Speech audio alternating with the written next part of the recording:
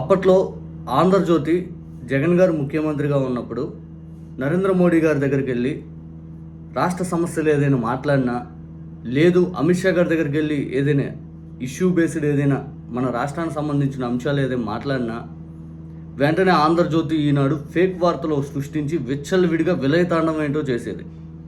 అసలు కేసుల కోసం వెళ్ళారు, అసలు రాష్ట్ర ప్రయోజనాలు కాదు అన్నట్టుగా చేశారు. కానీ నరేంద్ర మోడీ గారు ఏనాడు చెప్పలా జగన్ గారు ఎందుకు వచ్చారు, ఇదో కేసుకు సంబంధించని. నరేంద్ర మోడీ గారు బీజేపీ వాళ్ళు స్వయంగా అప్పట్లో చంద్రబాబు నాయుడు గారు దాదాపు 29 సార్లు మోడీ గారిని కలవడానికి ఢిల్లీ వెళ్తే ఎప్పుడు వచ్చినా జగన్ గారిని అరెస్ట్ చేయమని వస్తారు ఏనా ఇది అని చెప్పి స్వయంగా బీజేపీ నాయకులు అప్పుడు చెప్పారు. రాష్ట్ర సమస్యల కంటే కూడా జగన్ గారు అరెస్టుకు సంబంధించని ఈ రోజుకి వీళ్ళు అధికారంలోకి వచ్చి ఇదే ఆలోచనతో ఉన్నారు. ఇదే ఆలోచన జగన్ గారిని అరెస్ట్ చేయడం కోసం కేంద్రం దగ్గరికి వెళ్తారు రాష్ట్ర సమస్యల కంటే. ఇది మొన్న ప్రొఫెసర్ నాగేశ్వరరావు గారికి బయట పెట్టేళ్ళకి ఆయన మీద ఎట్లా పడితే అట్లా ట్రోలింగ్ చేస్తా, ఎట్లా పడితే అట్లా ఆయన ఇబ్బంది పెట్టే కార్యక్రమాలు చేస్తుంటే ఈరోజు ప్రొఫెసర్ నాగేశ్వరరావు గారు సేమ్ వాళ్ళని కూడా మాస్ ర్యాగింగ్ ఏంటో చూపించాడు. సేమ్ అదే ర్యాగింగ్ ఆంధ్రజ్యోతి పైన చేశాడు. ఒక్కసారి మొన్న వాళ్ళు పెట్టినటువంటి థంబ్నెయిల్ ఇది పేటీఎం అని. తర్వాత ప్రొఫెసర్ నాగేశ్వరరావు గారు ఎలా విన్నారు, ఎవరు చెప్పారు, అసలు ఏంటి అని చెప్పి మొన్న ఇదే ఆంధ్రజ్యోతి హెడ్లైన్ పేపర్లో రాసుకుంటూ వచ్చారు. తర్వాత ఆంధ్రజ్యోతి ఒక డిబేట్ కండక్ట్ చేసింది. ఈరోజు ఆంధ్రజ్యోతికి సంబంధించిన ప్రొఫెసర్ నాగేశ్వరరావు గారు సేమ్ వాళ్ళని ఎలా ర్యాగింగ్ చేశారు చూడండి. అసలు ఆయన దానికి ఆయన చెప్పింది ఏంటంటే హైలీ ప్లేస్డ్ సోర్సెస్ నాకు చెప్పాయి అనేది ఆయన చెప్తున్నాడు. ఇది ఎంత హైలీ ప్లేస్డ్ సోర్సెస్ అయినా కూడా అంత క్లియర్ కట్ గా how he claim that highly placed sources told me అని. చంద్రబాబు నాయుడు ఎమ్మెల్యేల మీద మళ్ళీ ఫైర్ అయ్యారు సార్. ఇది ఏ పేపర్ లో వచ్చింది? ఆంధ్రజ్యోతిలో. సోర్స్ ఏంటి? ఎమ్మెల్యే మీటింగ్ లో ఉన్నారు ఎవరైనా ఆంధ్రజ్యోతి విలేకరి? ఏమో సార్. మరి ఎట్లా వార్త వచ్చిందండి? సోర్స్ ఏంటి? సోర్స్ ఎందుకు చెప్పారు? ఇప్పుడు ఇలాంటి వార్తకు ఎవరు చంద్రబాబు నాయుడు చెప్పారా, ఎమ్మెల్యే చెప్పారా?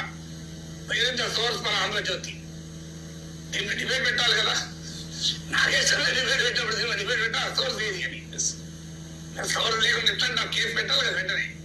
ఏదైతే సోర్స్ మీరు ఎవరిని కోట్ చేశారు, ఎమ్మెల్యే కోట్ చేశారు, ఏ చంద్రబాబు నాయుడు కోట్ చేశారు? అధికారిక ప్రకటన వచ్చిందా? అధికారిక రాలేదు. మరి వార్త ఎందుకంటే వేరే పేపర్లు రాలే కదా. మరి సోర్స్ ఏంటి? ఆంధ్రజ్యోతి కూడా సోర్స్ అవసరం లేదు, నాగేశ్వరం మాత్రం సోర్స్ కాదు. వేరే విషయం కొన్ని ఇప్పుడు నిజంగా ఆంధ్రజ్యోతి రాసేదాన్ని ప్రతిదాన్ని సోర్స్ ఏది? ఇదే రాధాకృష్ణ ఒకసారి కవిత గారితో ఇంటర్వ్యూ చేస్తున్నప్పుడు కవిత గారు వాళ్ళ సీఎం రూమ్లో జరుగుతున్నటువంటి మీటింగ్ దానిపైన ఆంధ్రజ్యోతి ఎలా రాస్తుందండి ఐదు అని చెప్పి మాట్లాడితే మా దగ్గర సోర్స్ ఉందంటే ఎవరు ఇచ్చారు ఏంటంటే అది చెప్పండి నేను అన్నాడు. ఇదే రాధాకృష్ణ కవిత గారికి అది చెప్పకూడదు, అదే జర్నలిజం అంటే అన్నాడు. మరి ఇది జర్నలిజం అవ్వదు, ప్రొఫెసర్ నాగేశ్వరరావు గారు చెప్పిన జర్నలిజం అవ్వదు.